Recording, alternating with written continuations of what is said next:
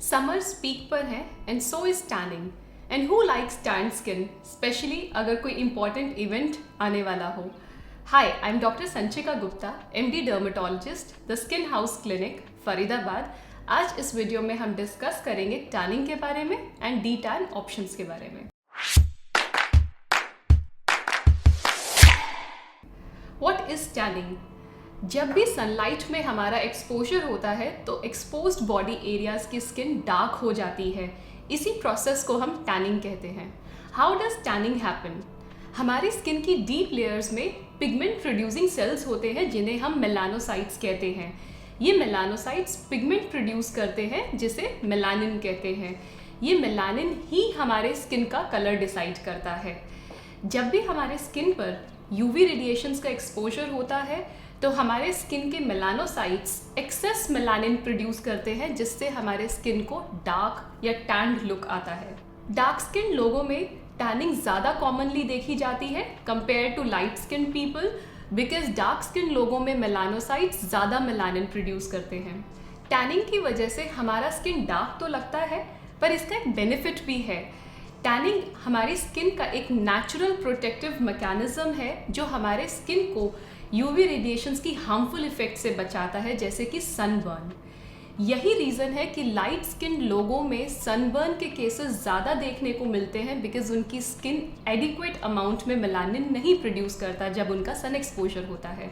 How to avoid tanning?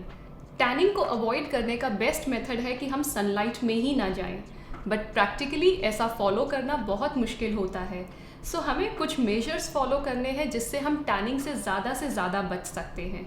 जैसे कि sunlight के पीक आवर्स में यानी 10 AM to 4 PM की धूप में हम कम से कम बाहर जाएं।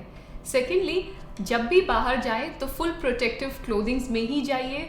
स्कार्फ से अपने फेस को कवर कर सकते हैं एंड हैट, अम्ब्रेला या सन ग्लासेस से हम अपनी स्किन को सन एक्सपोजर से बचा सकते हैं।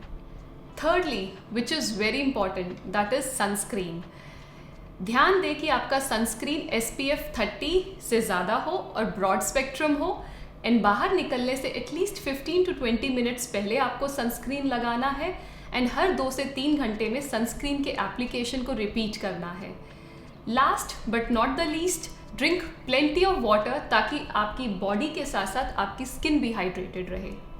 अक्सर लोग टैन को रिमूव करने के लिए होम रेमेडीज़ के बारे में पूछते हैं। आइए अब डिस्कस करते हैं होम रेमेडीज़ के बारे में। First is cucumber. क्यूकम्बर को आप फ्रेशली ग्रेट करें एंड अपने फेस पे मसाज करें।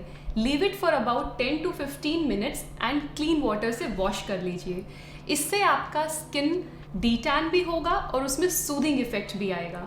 Second is raw milk. Raw milk को आप अपने फेस पर 10 to 15 मिनट्स के लिए लगाइए and then rinse it off with water. इसका इस्तेमाल आप हर रोज़ भी कर सकते हैं।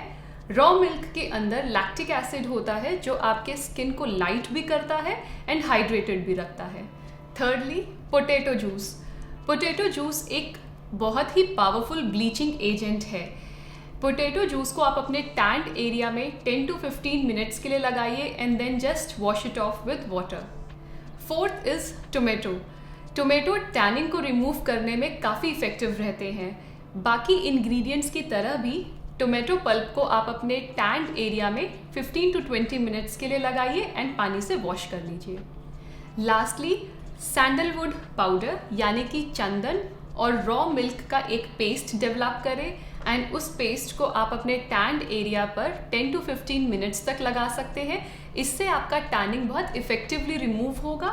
इसमें आप थोड़ा सा हल्दी भी ऐड कर सकते हो, इससे आपकी स्किन का हीलिंग प्रोसेस इम्प्रूव होता है।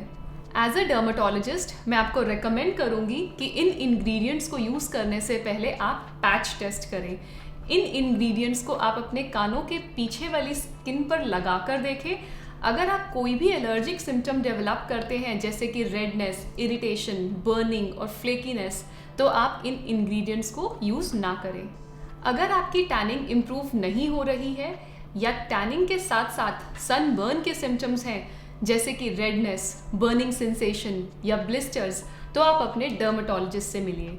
आपके डर्मेटोलॉजिस्ट आपके टैनिंग के अकॉर्डिंग आपको डी टैन ऑप्शंस बताएंगे।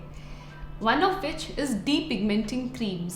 जिसके अंदर इंग्रेडिएंट्स होते हैं जैसे कि kojic acid, arbutin, niacinamide, vitamin C, retinol, glycolic acid.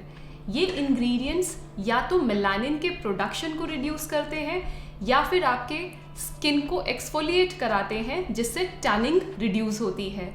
इसके अलावा कुछ प्रोसीजर्स भी होते हैं, इन क्लिनिक प्रोसीजर्स, जैसे कि केमिकल पील्स, माइक्रोडर्माब्रेशंस या क्यू स्विच्ड Nd:YAG लेजर्स, जिससे हम अपनी स्किन की टैनिंग को बहुत इफ़ेक्टिवली रिमूव कर सकते हैं। बहुत से लोग टैनिंग से रिलेटेड बहुत क्वेश्चंस पूछते हैं। अब मैं उन्हीं क्वेश्चंस का आंसर करूंगी। First is, how do you know if you have a tan? अगर आपका एक्सपोज्ड एरिया आपके कवर्ड एरिया से 1 or 2 शेड्स डार्कर है, दैट मीन्स आपकी स्किन टैंड है। Second question, is tanning permanent? Tanning कभी भी परमानेंट नहीं होती, क्योंकि हमारी स्किन नेचुरली भी एक्सफोलिएट करती है। ऊपर की टैंड स्किन सेल्स एक्सफोलिएट होते हैं और नीचे से नए स्किन सेल्स बनते रहते हैं। थर्ड क्वेश्चन, टैनिंग को जाने में कितना समय लगता है? टैनिंग के बाद यूजुअली हमें 4 to 6 वीक्स लग जाते हैं हमारा ओरिजिनल कॉम्प्लेक्शन वापस पाने में।